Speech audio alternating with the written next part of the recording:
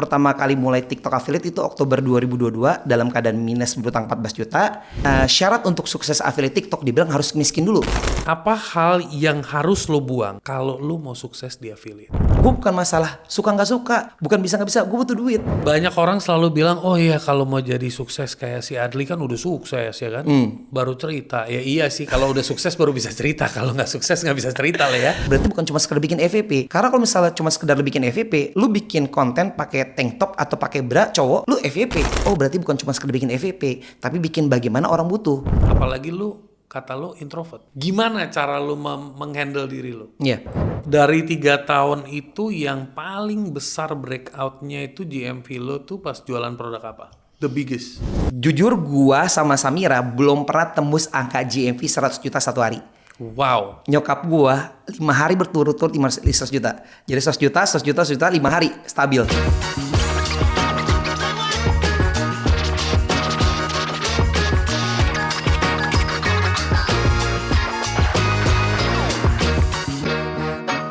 Welcome to Big Thinkers. Gua hari ini kedatangan tamu yang keren. Jadi ceritanya begini guys. Dia adalah sosok yang pernah dagang offline. Jadi mungkin buat teman-teman yang pernah dagang offline di Tanah Abang mungkin bisa relate banget. Dia 8 tahun di Tanah Abang. Dia melakukan adaptasi di saat toko harus buka, dia harus adjust. Buka digital berarti masuk ke marketplace juga dagang. Iya. Dia tembus omset sampai 2-3 M tahunan, tapi dia nggak pernah ngerasain profit karena duitnya itu muter di barang melulu. Sampai akhirnya dia mencapai satu titik di mana bisa dibilang titik minus ya. Titik minus dan akhirnya dia memutuskan untuk masuk menjadi TikTok affiliator. Dan hari ini dia sudah bisa menghasilkan omset tahunan plus minus di atas 10 M. Ceritanya menarik, tapi di sini gue melihat sosok ini menjadi the Mr. No Plan B mentality. Biasanya kita semua selalu ada plan A, plan B, plan C. Kalau dia bahkan plan B-nya juga nggak ada. Welcome, Adli. Halo Bang Sunil. Apa kabar? Baik. Adli, Yep. apa yang membuat lo menjadi sosok yang bisa gue bilang no plan B mentality? Keadaan Bang Sunil. Ceritain bro. Jadi gini, gue ini kan 8 tahun di Tanah Abang, jualan batik, brokat, gamis, dan gue punya toko online juga di Shopee. Nah, cuman barang-barang gue tuh barang-barang keperluan pernikahan, batik, brokat, gamis, sampai akhirnya usaha gue tuh bangkrut gara-gara COVID-19. Kita tahu pemerintah melarang perkumpulan, PSBB, sedangkan baju gue tuh baju batik, brokat untuk pernikahan. Dari situlah uang ratusan juta sampai minus. Nah, gue pertama kali mulai TikTok affiliate itu Oktober 2022 dalam keadaan minus berutang 14 juta. Istri gue lagi hamil anak kedua usia 6 bulan. Anak pertama gue mau sekolah 5 bulan, gue gak pernah ngasih bulan istri. Gue tiap pagi tuh bangun tidur, kepala gue belakang berat tuh. Gimana nih bisa keadaan gue tuh berubah? Gimana nih anak gue bisa lahiran? Nah, karena gue punya toko di Shopee tapi gak bisa naik lagi, gue pengen jadi seller awalnya di TikTok. Tapi gue cowok, gak mungkin bisa bikin konten baju wanita. Nah ternyata pas gue cari-cari tahu ternyata ada affiliate. Nah disitulah gue terjun di dunia affiliate pertama kalinya. Gue nge-review barang-barang yang ada di rumah saat itu, yang 1 bulan pertama cuma 2 juta penjualan GMV. Jadi kurang lebih sekitar 200.000 komisi satu bulannya. Nah dari situlah gue coba mulai belajar nge-review produk. Dan gue kaget di bulan kedua gue itu 13,6 juta komisinya. Jadi secara GMV secara omset itu 130 juta, GMV gue 13 juta. Gue kaget. Ternyata affiliate ini baru menjanjikan banget. Dan nah, tunggu. Ini gue pause dulu nih. Kalau kita ngomong orang pada umumnya, itu di level jeblok begitu, itu namanya level tekanan. Dia pasti akan mencari jalan keluar. Oke, kita setuju. Tapi begitu dia mencoba bulan pertama, omset cuma 2 juta, penghasilan 200.000, itu kan biasanya bikin jiper ya. Maksudnya kayaknya gue salah jalan nih. Apa yang membuat lo bulan pertama, ya udah gue lanjutin lagi deh bulan kedua? Itu tadi gue bilang, gue tekanan ekonomi Bang Suli. Jadi gini, gue inget banget ada salah satu mentor gue, namanya adalah Om Ken. Tanpa beliau mungkin gue gak akan jadi content creator. Dia bilang kayak gini, syarat untuk sukses affiliate TikTok dibilang harus miskin dulu. Wah, gue kesel banget. Bahasanya asik. Harus miskin dulu. Maksudnya gimana? Gue kesel. Jadi gue udah siap komen gitu. Dia bilang kayak gini, seandainya lu udah nganggur, udah 5 bulan, udah ngelamar sana ditolak, ngelamar sini tolak, Sedangkan lu butuh buat income, buat anak lu sekolah, buat istri lu lahiran, buat orang tua lu mau operasi. Tiba-tiba ada orang nawarin kerjaan. Kerja sama gue gaji 40 juta. Kerjanya ngapain? Kerjanya lu harus live 2 jam sehari, bikin konten, 2 konten, 3 konten. Pilihan lu terima atau tolak. Lu terima walaupun lu gak bisa, walaupun lu gak ngerti, lu belajar. Atau pilihan kedua, lu tolak. Gue gak ngerti, gue gak bisa, gue malu. Lu tolak dengan alasan gengsi. Sedangkan istri lu mau lahiran, anak lu mau sekolah. Gue dengar kalimat itu gue bener-bener kerasa kegampar banget. Jadi pertanyaan di gue bukan bisa nggak bisa, bukan suka nggak suka. Gue butuh income, gue butuh duit. Nah dari situ gue mau mulai mempelajari sesuatu hal yang bahkan gue kagak ngerti sama sekali. Gue introvert. Gue introvert tapi sekarang bikin konten depan kamera. Dan awal gue nggak nyaman banget. Tapi ya it's nggak ada plan B. Jadi akhirnya ya gue pikir kerjaan apa, usaha apa yang bisa menghasilkan income puluhan juta dalam waktu instan? Kan pertanyaan bodoh gitu. Sedangkan tanah abang gue lagi hancur. Sedangkan mau kerja apa nggak ada gitu. Ya udahlah gue coba gitu. Nah gue juga kagak tahu hasil ini. Dengan harapan oke lah tanah abang dapat 5 juta, 6 juta atau 8 juta dari affiliate. Gak muluk-muluk, gue cuma berapa 1 juta 2 juta. Jadi tambahin dapat 2 digit lah, 10 juta atau 11 juta. Itu doang. Dan gue kaget di bulan kedua itu yang 13,6 juta dan ini ngalahin tanah abang gue. Apalagi pas after covid gue ngeliat semua udah pada melek teknologi. Orang dirumahkan tapi tetap belanja. Orang pada mulai aware dengan belanja online. Nah disitulah gue ngerasa ini kayak affiliate bakal berkembang. Akhirnya bulan ketiga affiliate gue memutuskan full time di situ. Wow, keren. Jadi pas lo menjalani affiliate sekarang kurang lebih udah 3 tahun. 3 tahun. Oke, dan lo juga tembus 1M pertama lo di 6 bulan pertama. Iya. Itu sih keren sih, gokil sih. Tapi ada satu kepenasaran gue adalah dari 8 tahun menjalankan bisnis secara offline, pedagang ya posisinya. Apa hal yang harus lo buang kalau lo mau sukses di affiliate? Kalau misalnya yang harus gue buang adalah mentality pengen cepat kaya. Kebaikan orang yang gue lihat adalah kayak gitu. Dia pengen cepat kaya, pengen hasil instan. Nah, sedangkan mereka tidak mempelajari ilmunya. Nah, oke lah saat itu gue juga kondisi beberapa kepepet banget. Tapi gue mempelajari ilmunya. Jadi gue mempelajari sesuatu hal yang bahkan gue nggak ngerti, gue nggak tahu. Gue mempelajari. Sekarang era digital ini kan besar banget. Bisa nyari di Google, bisa nyari di YouTube, bisa nyari dimanapun. Sekarang edukasi pun banyak banget di TikTok gitu kan. Nah, gue mempelajari hal itu. Nah, kebanyakan orang adalah pengen duitnya. Pengen dia bikin konten, dia pengen kerja, dia pengen itu pengen langsung dapat duit saat itu juga. Nah itu yang kesalahan banyak orang. Jadi oke lah gue tanah abang turun gitu, tapi gue pengen affiliate TikTok, tapi gue pengen langsung kayak lu, langsung dapat baik duit. Tapi dia tidak bisa menikmati prosesnya, tidak belajar ilmu marketingnya. Nah saat itu kan gue bilang, gue ini introvert Bang Suli. Gue punya problem, gue video call sama istri gue juga gak nyaman. Sedangkan gue harus bikin konten depan kamera. Itu kan ada sesuatu mental yang harus gue breakdown, harus gue buang. Karena kenapa? Gue bukan masalah suka gak suka, bukan bisa gak bisa, gue butuh duit. Jadi gue menghilangkan rasa ego gue tinggalkan, gue survive di sini. Nah banyak orang tuh, gue gak pede Bang Suli, gue malu. Terus dia gak mau belajar, terus pengennya tapi hasil sama kayak teman-teman. Nah itu yang fatal bagi gue. Lu pernah cerita, gue nonton lah ya di beberapa podcast, bahkan gue pernah hadir pada saat lo di acaranya link.id yang UUD, ujung-ujungnya duit. Lo juga sempat sharing di panggung. Dan gue ngerasa cerita lo tentang minus 14 juta dan yang tadi lo ceritain itu sempat viral. Menurut lo itu viral karena kejujuran itu membuat itu viral atau karena kita berani menjadi sosok yang vulnerable? Sosok yang apa adanya, lemah ya lemah gitu. Apa menurut lo yang bikin keviralan itu? Bagi gue sih kayak dua-duanya. Jadi bagi gue ya kejujuran memang ini gue tidak buat-buat, gue tidak karang-karang. Kalau misalnya ternyata gue karang-karang, ini akan menjadi bumerang untuk diri gue sendiri. Karena memang keadaan gue seperti itu. Dan yang kedua adalah banyak keadaan gue seperti ini mungkin relate dengan orang lain. Gitu, yang dia ngerasa juga kondisi sama. Dia harus survive untuk keluar dari keadaan ini. Kok Bang Adli bisa, gue enggak. Nah dari situ dia mencari tahu, mencari informasi lebih banyak tentang affiliate seperti itu. Makanya ini juga yang disuruh sama temen gue namanya Berto gitu kan. Li, lu bikin market edukasi Li gitu. Karena kalau lu cerita kepada adik lu doang, kepada keluarga lu doang, ya dapat manfaat cuma segelintir orang. Tapi dengan cara lu bikin edukasi, mungkin di luar sana ada yang keadaan sama seperti lu dulu. Lu nggak tahu. Tanpa ceritanya Om Ken, lu mungkin gak akan jadi content creator, lu gak akan posisi saat ini. Dan lu gak tahu cerita link mana yang bisa ngerubah banyak orang, yang akhirnya buat lu bisa berkembang. Karena salah satunya adalah gue gak bisa cerita banyak orang, tapi ada satu teman gue namanya Bang Agus Nats. Dia seorang ojek online di daerah Jawa Timur kalau nggak salah. Nah dia bilang untuk mendapatkan 100.000 satu hari aja itu sampai malam kadang kerja, gitu kan. Sedangkan dia satu hari sekarang udah bisa mendapatkan 500.000. Bahkan gue ada temen sering ngobrol juga. Bahkan di Shopee affiliate dia bisa mendapatkan komisi satu hari 2 juta. Bahkan ngalahin waktu pas ojeknya dulu. Sekarang dia kerja di rumah. Nah karena dia juga berkembang gitu kan, banyak orang-orang yang lihat dia.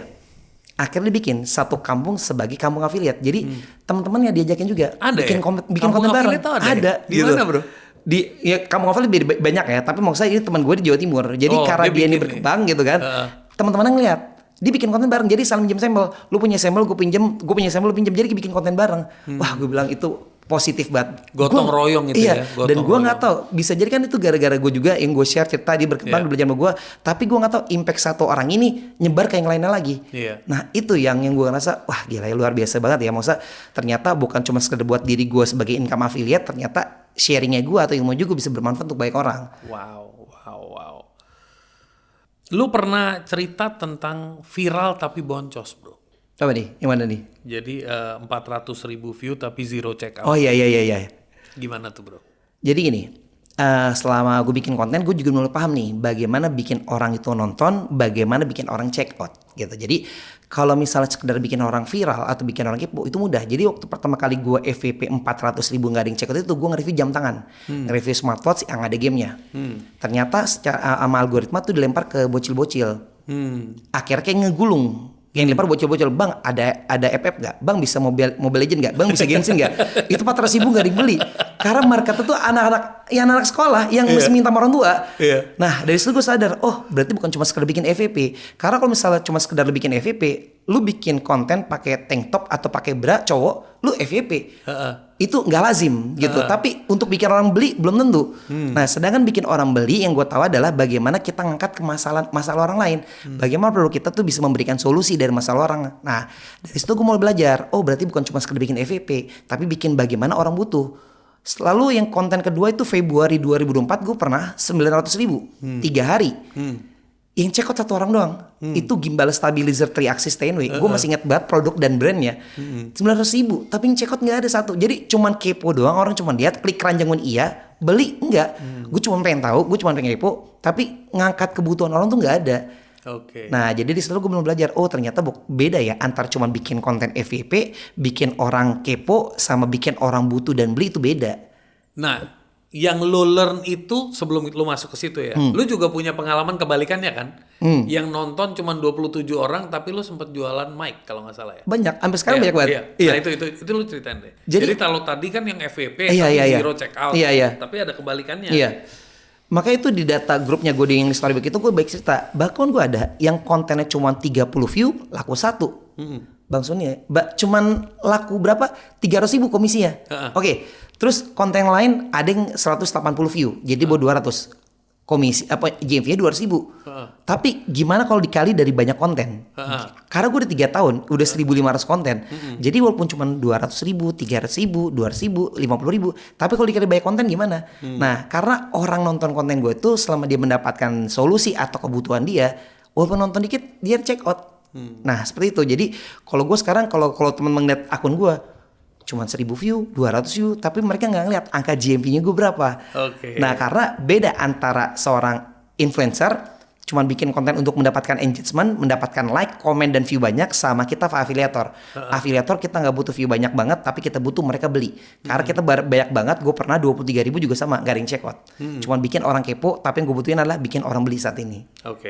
Menarik sekali. Dan dari situ pembelajaran lu tadi kan lu bilang, berarti beda nih.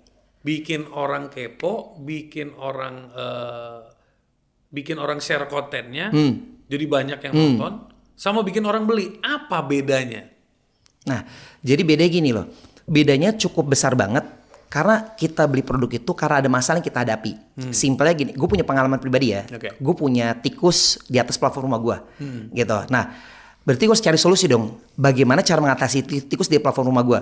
Nah ternyata yang jual namanya racun tikus. Katanya matinya kering. Gue pakai, bener efektif mati. Tapi ternyata mati di atas plafon, meninggalkan bau dan itu baunya semerbak. Gitu kan. Gue sampai panggil tukang untuk buat ngangkat bangke itu. Nah kan jadi masalah gue lagi. Gue beli produk itu lagi gue nggak mau. Karena lo harus bongkar lagi. Iya. Nah gue akan mencari produk yang mampu menyelesaikan masalah gue. Walaupun produk itu harganya lebih mahal, selama dia efektif gue kan siap beli. Akhirnya gue ketemu sebuah perangkap tanpa membunuh, cuma hanya menjebak. Harganya sekitar 50.000. Sedangkan racun tikus itu kalau gue itu kurang lebih 10.000-an lah. Nah, walaupun price lebih mahal, gue siap beli. Kenapa? Ya karena gue mendapatkan solusi dari masalah gue. Nah, seperti itu. Itu yang kita perlu angkat. Jadi ada orang mencari memang kualitasnya, ada orang mencari ke arah harganya. Sekarang harga mic banyak banget. Ada yang mic harga 200.000, ada yang harga mic 100.000, ada kayak Holdyland bisa sekitar 2 jutaan. Lah kalau misalnya mic mahal, dia bisa panik dong dengan ada mikrofon yang harganya murah, tapi marketnya ada yang ingin beli.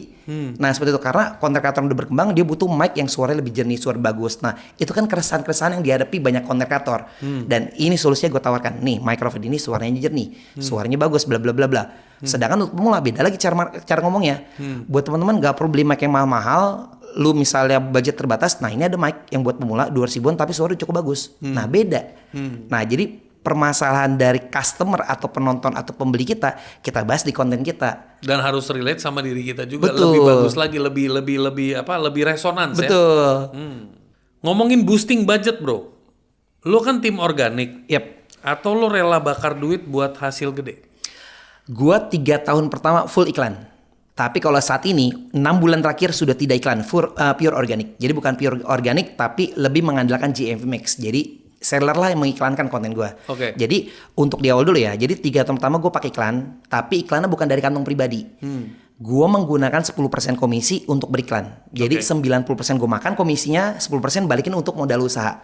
Jadi kalau komisi gue 3.000, besok maksimal 30.000. Kalau komisi gue 1 hari 1 juta, besok maksimal 100.000. Kalau komisi gue 1 hari 2 juta, besok maksimal 200.000. Jadi semakin besar komisi, semakin besar biaya iklan. Tapi kalau komisi turun, makin turun juga komisi. Gitu. Makin juga iklannya. Jadi gue tidak menggunakan kantong pribadi. Jadi mau iklan itu profit atau boncos, ya gue anggap itu biaya operasional. Ya, lu udah anggap itu pokoknya ini yang gua alokasikan. Iya, jadi gua nganggap gini loh, misalnya kayak kita dagang. Gua pernah dagang juga ya.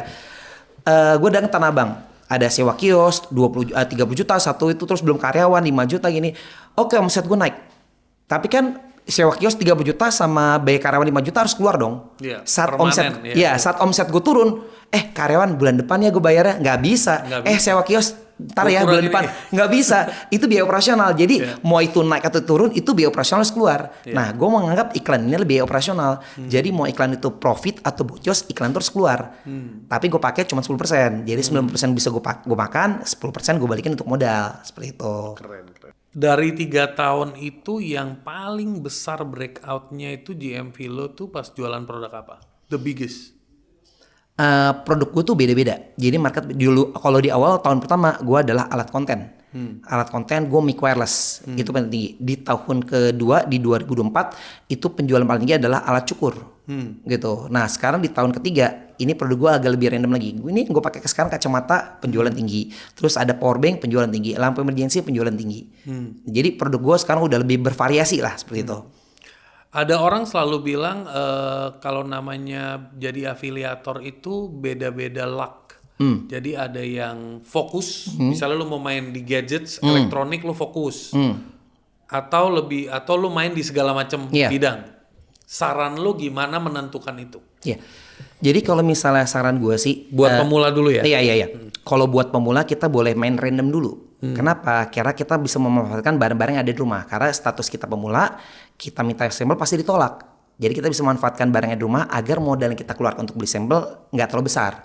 Nah kalau teman-teman merasa udah ada mulai penjualan, konten di daerah sudah cukup bagus, pindah satu kategori. Karena memang ujung-ujungnya lebih baik satu kategori. Jadi customer atau seller pun bisa ngeliat, oh ini orang kategori elektronik, oh ini orang kategori fashion. Jadi seller fashion pun memberikan sampel pada kita yakin dibanding yang acak adut gitu kan. Nah tapi kalau teman memang udah berkembang banget, udah misalnya punya personal branding, nah kita melebar lagi lebih umum boleh banget. Nah kayak aku elektronik, 80% elektronik sekarang 20% coba random. Gitu. Jadi 80% isu utama tetap elektronik, 20% random. Nah, karena kenapa? Jadi gini, Awal 1 tahun pertama aku itu adalah alat konten dari 2022 sampai 2023. Tapi angkanya mentok. Kenapa bisa mentok? Karena yang aku jual adalah mic wireless, ring light, tripod dan lain sebagainya, seputar alat konten spesifik. Tapi Apa yang membuat lo memilih itu dulu di awal? sampel gue terbatas. Oke. Iya, jadi gue manfaatin yang gue beli mic wireless, gue jual mic wireless, gue beli ring light, gue jual ring light. Nah, gitu. ini penting nih mindset ini nih. Iya. Makanya bilang manfaatin barang-barang rumah dulu. Nah, karena barang-barang rumah gue alat konten, ya udah gue jualan alat konten dulu gitu kan. Tapi angka gue mentok. Kenapa? Karena nggak dibutuhkan semua orang. Misalnya contoh mic wireless, tukang jualan bubur butuh mic wireless? Enggak. Terus supir angkot butuh ring light? Enggak. Nah, berarti artinya yang beli hanya para konten kreator. Sedangkan yang jual banyak. Di TikTok ada, di Shopee ada gitu kan. Nah, abis itu di tahun 2024 gue pindah lebih melebar. Elektronik cuma spesifik umum. Gue jual kabel casan, gue jual power bank, gue jual alat cukur.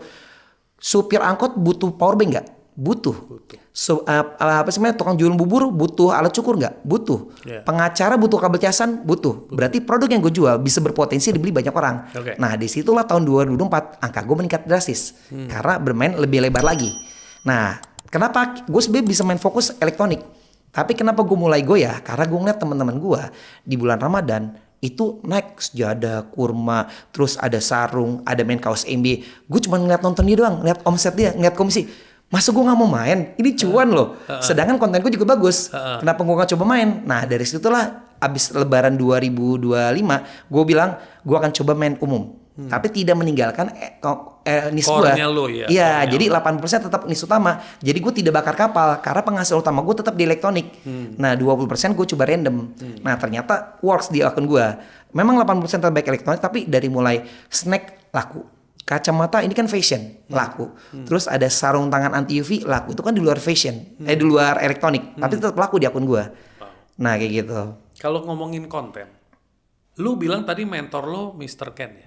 Iya Om Ken, itu bukan bisa dibilang orang yang ngebuat gue terjun di dunia affiliate. Iya. Lu ketemu dia atau lo nonton konten dia? Gue tidak kenal dia nggak kenal gue, cuman gue ngeliat konten dia. Tapi sekarang gue jadi teman dekat, kita sering ngobrol bareng.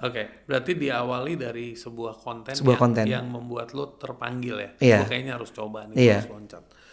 Dan dari situ gimana cara lo di awal 6 bulan pertama itu sampai lo tembus 1M pertama lo, itu mempelajari teknik-teknik apa yang bisa lo kasih tips untuk konten, apalagi lo kata lo introvert. Jadi gimana cara lo menghandle diri lo? Iya.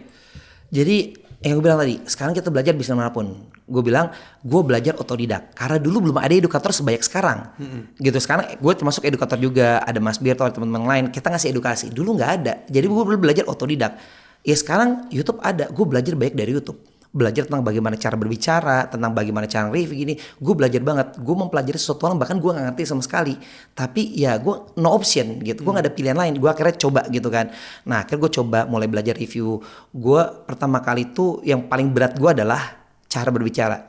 Ngomong. Makanya mentor gue kan Bang Kemal ya. Yang ngajarin tentang bagaimana cara public speaking. Nah jadi gue gak bisa banget. Nah karena gue gak bisa, gue coba live tiap hari. Gue live tiap hari itu dari gue nggak terbiasa, lama-lama akhirnya mulai terbiasa, lama-lama akhirnya mulai bisa ngomong, ya udah akhirnya bisa lancar seperti sekarang. Karena affiliate itu butuh banget cara berbicara, cara meyakinkan kepada penonton, cara meyakinkan bahwa ini produknya bagus. Gimana cara kita bisa menjelaskan sedangkan kita aja tidak bisa berbicara. Nah dari situ gue mulai belajar nge-review, mulai belajar bikin konten. Konten pertama gue nggak segitu bagus, kacau gitu. Tapi ya gue nggak pernah berhenti, gue coba belajar. Simpelnya adalah uniknya di affiliate ini kontennya tidak ada yang di private. Dia FYP, dia menghasilkan kontennya bisa dilihat. Masa nggak bisa kita pelajari? Gimana cara dia ngomong, hooknya apa, gimana cara angle gambarnya. Nah dari situ gue belajar. Jadi dulu gue belajar otodidak dari ngeliat konten-konten orang. Gue ketemu ada namanya teman gue seperti Dino Hijau, ada namanya anak kos gitu kan. Gue ngeliat konten-konten dia, gimana cara review. Setiap di kontennya gue pelajari. Nah kayak gitu. Bro otodidak belajar sendiri gue. Wow, keren. Konten kembar aman? Kalau bikin konten kembar seberapa mirip yang masih aman di algoritma? Jadi konten kembar ini salah satu konten tipe original yang gue kembangin sendiri ya untuk mengatasi masalah gue. Jadi gini ceritanya, gue ini satu konten satu hari, gak pernah bisa lebih satu konten karena gue pakai skrip. Satu tahun awal gue kan bukan konten kreator, jadi ngelus dulu skripnya, baru gue rekaman sesuai dengan hasil skrip gue. Nah tapi Gue punya sahabat, gue punya guru, gue punya mentor namanya Mas Berto. Jargonnya adalah 5 konten satu hari, 5 konten satu hari. Nah, gue nganggap satu kontennya bagus, yang berkualitas akan bisa ngalahin 5 konten yang tidak menarik. Dan ternyata memang terbukti penjualan gue lebih tinggi daripada Mas Berto tahun 2023. Lalu TikTok tutup sementara 3 bulan sampai awal Januari 2024 dibuka lagi. Nah, itu gimana tuh perasaan lu waktu itu? Wah, acak adut. Parah gue. Bener gak ada income sama sekali ya. Lu gak pengen pindah lagi ke offline gitu enggak ya? Enggak. Tapi gue akhirnya pindah ke Shopee. Habis itu mulai melek gue di situ di Shopee. Gitu. Nah, kita balik lagi deh. Nah, terus jadi dari situ pas di 2024 gue kalah sama Mas Berto. Bukan konten gue jelek. Jumlah konten Mas Berto lebih banyak daripada gue. Satu hari, satu konten, 1 tahun 360 hari. 360 konten. Sedangkan satu hari Mas Berto 5 konten. 1 bulan 50. Gue bikin 1 tahun, Mas Berto bikin 2 bulan. Jelasnya kalah jumlah kontennya. Sedangkan Mas Berto bagus. Nah, dari situ gue mau coba belajar. Gue bikin konten gak pakai skrip. Dari 1 konten 1 hari, mulai 2 konten, 3 konten, 4 konten, sampai akhirnya 5 konten. Nah, dari situlah gue akhirnya mulai ngejar. Tapi gue mikir, wah gila, gue terbebani bikin 5 ide, 5 produk yang berbeda, gue pusing. Nah, gimana nih caranya nih gue bisa survive, bisa kayak Mas Berto. Ternyata gue baru tahu ternyata di TikTok itu kalau re-upload nggak boleh. Tapi kalau kita remake, dibikin ulang itu nggak masalah. Jadi kalau memang ada konten gue yang udah FYP, yang memang udah terbukti menghasilkan, kenapa nggak dibikin lagi? Apalagi mungkin udah 6 bulan yang lalu, udah 3 bulan lalu, gue bikin sekarang, yang nonton pun akan beda lagi. Jadi dengan konsep sama, ya udah dibikin ulang aja lagi. Tapi bukan re-upload ya, remake, dibikin ulang. Remake ya. Iya. Jadi boleh menggunakan teknik yang sama, konsep yang sama, tapi bukan di re-upload. Iya. Bro, lu kan jalan dari awal, lu dapat doa juga dari istri lu. Lu berapa bersaudara, bro? Gue 3. Gue anak pertama, adik gue cewek 2. Oke, terus orang tua masih lengkap? Alhamdulillah masih. Masih, oke. Semua lu tuh lahir dari keluarga dagang atau gimana, bro? Karena gaya ngomong lu tuh pedagang banget. Iya. Jadi memang bokap nyokap gue tuh dari awal dagang di Tanah Abang. Oh iya, memang berarti lu anaknya pedagang. Iya. Cuman untuk basic affiliate, basic marketing tidak ada sama sekali ilmu dari bokap gue. Karena gue benar-benar belajarin ilmu yang pure original gue sendiri. Bokap gue gak pernah ngajarin bikin konten, bokap gue gak pernah ngajarin ilmu marketing dan lain sebagainya. Jadi gue belajar otodidak kalau misalnya belajar ilmu marketing. Jadi lo bisa dibilang berhasil ngebuktiin ke bokap lo, menyokap lo, gue sebagai pedagang berhasil menembus omset jauh lebih tinggi dari lo pade. Iya. Betul ya? Nah itu menjadi inspirasi gak buat keluarga lo? Betul. Coba lo ceritain. Makanya sekarang nyokap gue tarik ke tempat gue juga. Maksudnya untuk jadi konten kreator juga. Jadi nih, Tanah Abang oke, rame banget. Dulu kan siapa sih nggak terkenal pasar terbesar se Asia Tenggara gitu kan. Tapi itu cuma sebatas nama sekarang. After COVID itu kan anjlok banget. Tanah Abang dibuka sulitnya luar biasa. Apalagi sewa kios nggak berubah gitu kan. Nah gue bilang ya udahlah Bun, daripada Tanah Abang dipertahanin, ya udah mendingan lepas aja. Daripada ada nyokap rame, nggak ada nyokap sepi. Jadi hanya mengandalkan nyokap. Kalau tinggal korong sepi banget kan gitu. Oke kita perpanjang, bisa nggak 2 bulan 3 bulan kita lepas ke karyawan? Nggak bisa gitu, harus ada kita mulu. Nah capek, apalagi kesehatan bokap kan makin menurun gitu kan. Nah mau saya yaudah lepas aja, tapi bukan diem di rumah. Karena nyokap bokap kan dari awal memang produktif tiap hari kan. Tetap kerja, mau segala aja mah bikin konten. Bunda kan terbiasa tuh ngomong ke customer. Bedanya adalah dari offline dipindahin ke online gitu, bikin konten. Nah kan gue tarik kayak gitu, paling susah nyokap gue. Gue narik nyokap gue tuh ada kali 4 bulan 5 bulan baru akhirnya mau mencoba. Nggak bisa, bukan kayak anak muda gini-gini, penolakan mulu. Adik gue mau gitu kan. Nah tapi gara-gara adik gue yang pertama udah berkembang, nyokap gue baru mulai panas juga tuh ngeliat gara-gara adik gue. Nah jadi gue punya 3 bersaudara. Adik gue yang pertama tuh namanya Samira. Nah Samira itu sebagai seller juga di Shopee, jualan pernak-pernik aksesoris. Nah tapi ya kurang begitu berkembang lah. Nah nyokap gue tuh, gue nggak pernah cerita omset atau penghasilan gue kepada nyokap gue atau keluarga gue. Datang ke rumah gue direkam tuh hasilnya gimana. Dikasih tau ke adik gue panas mau belajar. Dari situlah gue share ilmunya gue kepada adik gue. Karena gue bilang uang ini kan agak sensitif ya. Kadang beradik kakak aja bisa ribut gara-gara keuangan, apalagi sama saudara. Gue selalu bilang kalau misalnya lo datang ke gue untuk masalah keuangan, mohon maaf, gue kurang bisa. Karena uang itu sensitif. Tapi kalau datang ke gue untuk sharing ilmu, silahkan gitu. Nah sekarang adik gue yang Samira ini udah setahun. Bahkan beberapa kali angka GMV-nya dia di atas gue.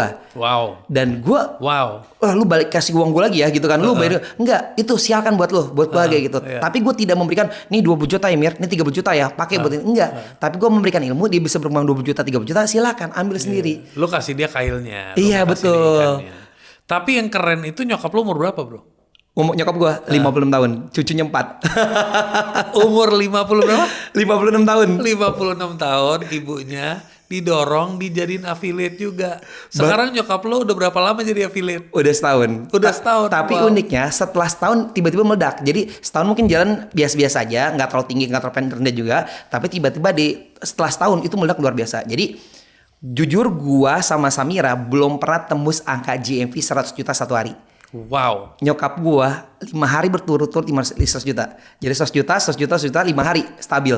Dan gue belum pernah. Nyokap gue lebih tinggi daripada gue sama Samira. Wow. Jadi lo udah bisa dinobatkan keluarga affiliate ya? Iya. Lo pernah ngonten bareng nggak bertiga gitu? Enggak. Karena beda-beda niche juga ya. Beda niche kita. Kalau adik gue kan lebih ke wanita ya, lebih ke home living, lebih ke kipas, lebih ke peralatan rumah tangga. Kalau gua kan cowok, jadi barang-barang elektronik. Kalau nyokap lo niche-nya? Sama, home living. Home living juga. Jadi dari tumbler, kipas, terus bed cover dan lain-lain. Lu juga official atau bisa dibilang certified, salah satu certified edukator TikTok. Iya. Journey-nya gimana? Ini lucu nih, dari orang yang introvert, ya kan? Terus terus sampai dia jadi certified edukator. Iya. Nah itu, pertama kan dia afiliator, pedagang nih, tukang cuap-cuap nih, jualan nih. Pindah ke edukator. Itu gimana tuh? Iya, tadi gue bilang circle itu positif banget. Jadi pernah kan istilah kalau kita bergaul dengan 5 orang pemabuk, bisa jadi kita orang ke-6. Tapi kalau kita bergaul dengan 5 orang sukses, kita akan bisa jadi orang ke-6. Nah, gue itu punya circle sering ngumpul sama Mas Birto tiap minggu. Nah, setiap minggu ketemu Mas Birto, bikin market edukasi, bikin storybook. Gue tolak. Mas Ber, gue ini kan afiliator. Gue tiap hari bikin konten, 5 konten satu hidup. Puyeng kepala gue, suruh bikin lagi edukasi. Ngapain males, mending waktu gue buat affiliate. Bikin aja ketemu lagi minggu depan gitu lagi. 3 bulan, panas kuping gue, digituin mulu. Ya udah, gue coba. Maksud gue kasih tau nih gagal ya, ini gak berhasil ya. Gue berhenti ya, minimal punya alasan. Ternyata pas gue bikin, ternyata berimpact, menghasilkan gitu. Dan banyak yang suka. Ya udah akhirnya jalan sampai sekarang. Karena Mas Beto bilang gini, kalau lu cuman sharing ngobrol doang ngabisin waktu, kalau misal cuma bikin edukasi nggak ada duit ya udah lu bikin berbayar aja. Orang siap mau bayar kok, siap mau belajar sama lu kok, selama ilmu yang lu sampaikan bermanfaat, tidak lu tinggalkan, tidak lu mau dapat duitnya terus lu tinggalkan. Nah karena kalau misal dapat ilmu, lu dapat uangnya juga, teman-teman juga dapat ilmunya, gitu kan. Nah akhirnya terbukti sampai sekarang. Transaksi yang fair gitu. Iya gitu, kayak jual beli, gue beli powerbank. Lu kasih gue 200 ribu, gue terima uang lu dapat powerbank ya untuk manfaatin, kayak gitu jual beli, kayak gitu. Nah dari situ gue belajar, akhirnya gue bikin market edukasi, tapi kan belum ofisial. Nah pihak TikTok itu mengadakan sertifikat, jadi buat siapa nih mau jadi edukator resmi, dapat plakat atau piagam. Nah di situ gue daftar waktu itu. Jadi gue sebagai ribet nggak tuh? Kita ada tes juga sih, itu sekitar 2 hari, harus datang ke kantor TikTok. Ke sana, ke China atau di sini? Enggak, di sini Sudirman. Oke. Gitu. Nah, gue dapat sertifikat di situ. Jadi ada tesnya juga bahwa gue mengerti tentang edukasi. Jadi kadang edukasi ini banyak yang menyimpang. Nah, kalau gue karena memang real praktek sebagai affiliate dan ilmu juga langsung dari pihak TikTok juga, ya udah makanya gue bisa share banyak info ke teman-teman yang lain. Oke, nice. Dan sekarang storybook lo termasuk one of the largest. Iya. Member lo udah berapa? 38.000. 38.000 members. Wow. Congratulations. Gue pengen ngebahas kehidupan di balik kamera, Bu. Nah, apa ritual tiap hari agar lu tuh bisa produktif terus? Gue gini loh. Pertama kalau misalnya soal produktif, capek tuh lelah pasti ya. Gue kadang kalau depan kamera kan gak kelihatan, tapi kalau off cam gue akan cerita, bun capek nih bun lelah. Iya, gue cuma bisa sharing sama istri gue, karena istri gue selalu support gue, selalu ngedukung gue gitu kan. Kadang gue lelah, ya udah kita jalan-jalan yuk ke mall gitu kan, sama anak sama istri. Kadang kalau masih capek juga main game gitu. Cuman kalau misalnya ritual gue tiap hari adalah pagi ya nganter anak sekolah gitu kan. Terus beli makan buat anak, buat istri, udah selesai jemput anak sekolah. Gue baru pertama kali mulai kerja tuh jam 12 ke atas. Jam 12 siang sampai mungkin malam. Jadi gue live gitu kan, terus bikin konten, udah selesai. Terus ya udah, istri mau apa, mau beli makan atau apa, gue beli makan. Jadi nggak ada waktu. Oh ini jam kerja gue nih, bebas fleksibel. Gue lagi bikin konten, istri ngajak jalan yuk ya ke mall, ayo. Dulu nggak bisa, gue kerja Tanah Abang gitu kan. Toko siapa yang jaga? Iya, siapa yang gitu. jaga. Sekarang mau jalan, ayo. Mau liburan, mau kemana, ayo. Karena gue bisa bikin kan manapun. Gue lagi di hotel aja gue masih bisa. Oh jalan-jalan oke, lagi kosong, gue rekaman sebentar. Semenit 2 menit jadi konten, ngedit bisa nanti. Gitu. Jadi ya seenak itu affiliate bisa kerja dimanapun. Kalau lu pas lagi burnout, fase-fase burnout, apa yang lo lakukan? Nah burnout itu udah pasti banget. Nanti gue bilang, ya satu mungkin gue santai main game, atau gue ngobrol sama istri atau main sama anak, seperti itu.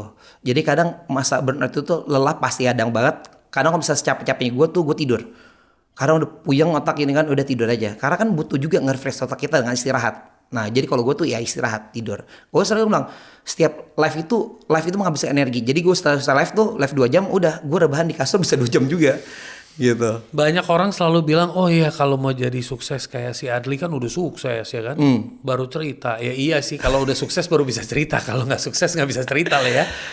Tapi banyak orang selalu mikirin, gila gue kalau mulai gue harus punya tim. Lu benar-benar 3 tahun itu berapa tim? Sendiri. Sendiri, ngurus editing sendiri. Editing sendiri, talent gue sendiri, ya make indie gue sendiri, semuanya gue sendiri. Gue gak punya tim 3 tahun. Bahkan ngejalanin storybook juga lu, sendiri. yang ngisi konten juga Kagak lu. ada orang lain, gue sendirian. Dan gue gak punya laptop, gak punya apa, gue cuma dari handphone. Oke. Lu udah ngutak-ngutik AI nggak? AI oke. Gue pakai ChatGPT dulu tapi gue nggak nyaman. Karena bahasanya kaku banget, bahasa robot, dan gue ngerasa kayaknya gue akan tumpul kalau pakai AI mulu. Oke, kenapa lu merasa begitu? Jadi, apa yang membuat lu menyadari bahwa pakai AI bikin lu tumpul? Jadi maksudnya ini menarik ini, biar iya. teman-teman nggak sangat yang nonton tuh biar nggak terlalu bergantung. Iya. Ya. Jadi sebenarnya gini loh, mungkin gue punya ada kelebihan dan kekurangan ya. Kekurangan gue adalah bagaimana ngeprom. Gue tidak jago untuk ngeprom, jadi kan AI itu berhubungan dengan ngeprom kan. Gue coba beberapa prom tuh kurang menarik hasilnya. Dan antara ide di kepala gue pengen adalah bagaimana di diri gue ini sama seperti AI. AI itu bisa sama seperti gue. Tapi hasil dari AI ChatGPT itu tidak menarik. Gue minta hook, kok hooknya nggak menarik ya. Gue minta deskripsi atau minta di konten, kok kaku banget ya. Akhirnya gue pernah pakai yang pro, akhirnya udah gue nggak pakai lagi ya. Karena akhirnya kalau misalnya gue pakai itu, gue bergantungan banget. Nah sekarang konten original itu kan bagaimana dari otak, originalitas kita. Nah itu yang dinilai orang sih. Dan itu ngefek banget ya? Efek banget. Lu pernah coba bikin konten original versus konten yang skripnya dari AI? Belum pernah. Cuman yang gue udah coba dari konten beberapa skrip AI tidak works, tidak menghasilkan. Oke. Gitu. Dan itu menjadi inputan yang menarik ya Iya. buat audience. Ada gadget atau aplikasi yang lu menganggap life changing nggak? Gue cuma pakai CapCut doang. 3 tahun gue pakai CapCut doang, nggak pernah ganti yang lain. Oke. Jadi gue cuma pakai aplikasi atau CapCut doang sih. Gokil Dan gue sih. kagak ngerti ngedit di TikTok. Jadi dari awal mau gue pakai ya user interface gue tuh suka di CapCut. Oke. Dan momen-momen selama lu main di TikTok itu, momen-momen ada nggak momen kayak udah cuman gini aja, kayaknya gue butuh challenge yang lain, atau I'm so happy with my life right now? Jadi ini yang perubahan besar banget adalah waktu pas TikTok ditutup. Jadi gini, gua kan income utama gue di Tanah Abang. Setelah itu gara-gara COVID-19 bangkrut. Nah, income gue zero lagi. Nah, gue berkembang di TikTok, gue ngerasa nyaman luar biasa. Tidak pernah kepikiran tempat lain. Nah, ternyata TikTok sempat ditutup pemerintah 3 bulan. Disitulah income gue zero lagi, nggak ada uang masuk. Dan saat itu pertama kali mulai renovasi rumah. Jadi uang keluar gede banget, uang masuk gak ada sama sekali. Jadi lu ada polanya ya? Iya. Pola pas mau jebol itu ada tekanan, ya kan? Iya. Pas jebol kedua lagi mau renov Iya. lagi ya? Jadi pas udah dari kerja renov pertama kali lagi jalan, tiba-tiba TikTok tutup berzero tapi uang keluar deras banget. Wah, gue pusing. Akhirnya dari situ gue belajar nggak boleh naruh seluruh telur dalam satu keranjang.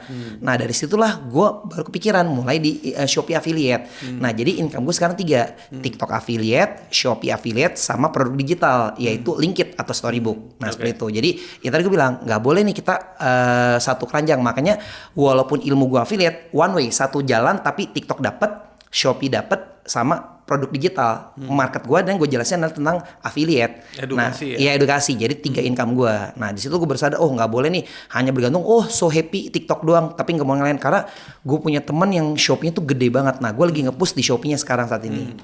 Gue pengen ngebahas soal amal digital, bro. Selain testimoni, gimana lu ngukur impact sosial dari ilmu yang lu bagiin?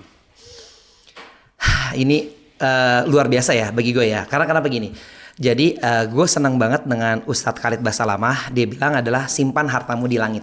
Dia bilang kayak gitu. Jadi sebelum gue masuk di TikTok affiliate, gue kan di Tanah Abang. Di atas tuh ada masjid kajian tiap malam gitu. Tiap zuhur, tiap asar, gitu, tiap zuhur. Nah waktu itu gue sering dapat cerita tentang bagaimana saudara-saudara Muslim yang ada di Suriah, Palestina gini nih. Nah dari situ sebagian keuntungannya gue di Tanah Abang gue sisihkan untuk mereka seperti itu. Gue simpan harta gue di langit. Gue nggak tahu kan pasti 3, entah dijauhkan dari musibah atau diganti di dunia atau disimpan di akhirat. Udah gue tabung aja gitu. Sampai akhirnya ya tadi gue bilang usaha gue bangkrut minus. Nah akhirnya Allah lipat gandakan dan ini mungkin rencananya Allah, gue bilang kayak gitu kan. Akhirnya di affiliate gue tanpa gue minus, tanpa gue bangkrut, mungkin gue gak akan pernah masuk jadi affiliate, gue gak akan pernah jadi content creator. Tapi ini caranya Allah untuk menurunkan derajatnya gue sampai Allah angkat derajat gue sampai berkali-kali lipat. Nah disitulah. Nah akhirnya gue berkembang di affiliate TikTok. Yang kedua adalah yang tadi gue bilang punya produk digital gitu kan. Gue bisa sharing dengan ilmu gue. Kebanyakan orang lu udah sukses ngapain sih buka isi dapur? Gak mungkin lah ada orang mau buka isi dapur bla bla bla bla kayak gitu kan. Tapi gue ngerasa setelah gue buka isi dapur, bukan dari ininya ya, tapi dari ya tadi TikTok gue makin berkembang, Shopee gue makin berkembang, produk digital gue makin berkembang. Gue ngerasa ada campur tangan dari yang atas yang ngebuat usaha gue tuh makin berkembang. Yang gue nggak tahu tiba-tiba kayak tadi produk digital gue bisa berkembang, gue nggak pernah kepikiran. Tiba-tiba Allah mudahkan nih, lu bikin produk digital, lu bikin storybook bisa berkembang, nih lu bikin Shopee bisa berkembang. Nah itu yang gue ngerasa, apalagi saat gue ngerasa dapat impact gitu kan. Oh lu udah berkembang, lu kasih gue lagi sekian. Gue nggak, silakan buat lu, gue cuma buat masuk story doang selesai, selesai buat lu. Nah dari situ gue ngerasa Bang Adli makasih banget ya, gue udah sekian gini. Karena terakhir gue dapat chat dari Hendra siapa gitu di Bekasi, dia seorang buruh pabrik. Dia share dikasih screenshot ke gue. Bang Adli makasih banget untuk ilmunya, gue nggak bisa ngasih apa-apa, gue cuma bilang terima kasih, gue seorang buruh pabrik. Dikasih share, dia komisinya 86 juta. Kalau gue masih kerja buruh pabrik untuk mendapatkan uang segini butuh 16 tahun dia bilang. Sedangkan gue bisa mendapatkan 1 bulan di affiliate ini. Makasih banget Bang Ri. Nah gue kadang suka ngerenjuh.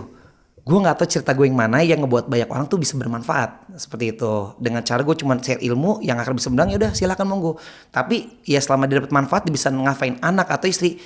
Insya Allah jadi amalan jariah untuk gue juga. Kan salah satunya yang ilmu tidak terputus adalah anak selalu mendoakan, terus ilmu yang bermanfaat salah satunya. Nah ilmu bermanfaat ini bukan cuma ilmu agama, salah satunya mungkin kayak tadi ilmu bagaimana cara menghasilkan income, dia bisa nafkahan anak atau istri. Nah itu sih yang gue rasa. Kalau TikTok tutup lagi bro, Nah what is your next move? Nah itu ya, jadi waktu pas awal gue cowok gak pernah namanya nangis. Pas TikTok tetep gue nangis. Karena gue punya tanggungan anak, punya istri. Gue ngerasa wah kayak ini kayak COVID gue lagi dulu gitu kan. Nah di situ gue sadar. Tapi untungnya sekarang gue udah punya teman-teman yang support gue, yang kita sharing bareng, yang mungkin kena terdampak bukan gue doang gitu kan. Kita bisa cari jalan kurang bareng-bareng. Nah seperti itu. Jadi makanya gue bilang ya udah, misalnya TikTok tutup, ya gue masih ada produk digital, gue masih ada Shopee, gue masih ada Instagram. Nah gue sekarang lagi ngembangin untuk Instagram juga nih, lagi untuk direct traffic Instagram ke Shopee seperti itu. Nah gue jadi mulai kebuka wawasan gue seperti itu. Karena gue selalu ngomong gini, usaha apapun pasti akan bisa ada hilang resiko dalam satu malam. Karena bokap gue kan dagang Tanah Abang. Dulu kebakaran besar Tanah Abang tahun 2012 atau berapa gue lupa tuh. Toko bokap gak kena, tapi 2 samping toko itu udah ludes. Jadi dari uang ratusan juta, uang banyak dalam satu malam lenyap. Aksesnya jadi akses jalan mati. Terus sama kayak gue, dari usaha lagi bagus-bagusnya Tanah Abang 8 tahun COVID, boom, hilang. Atau kayak mungkin saudara-saudara muslim di Aceh, dalam satu malam tsunami, boom, semuanya hilang. Jadi gue bilang kita kerja kantor pun bisa dipecat, hilang dalam satu malam. Jadi gue bilang semua usaha apapun pasti akan hilang resiko dalam satu malam. Nah kalau misalnya gitu gimana, ya udah tinggal bagaimana kita putar otak lagi, gimana cara nyari jalannya. Yang tadi gue bilang mungkin ini caranya Allah untuk naikin derajat kita dengan cara kita berpikir, kita cari tahu, akhir kita bisa berkembang. Karena kalau kita nggak turun, kita nggak akan tahu. Kita gak akan pernah mikir, kita nyaman di sini aja gitu.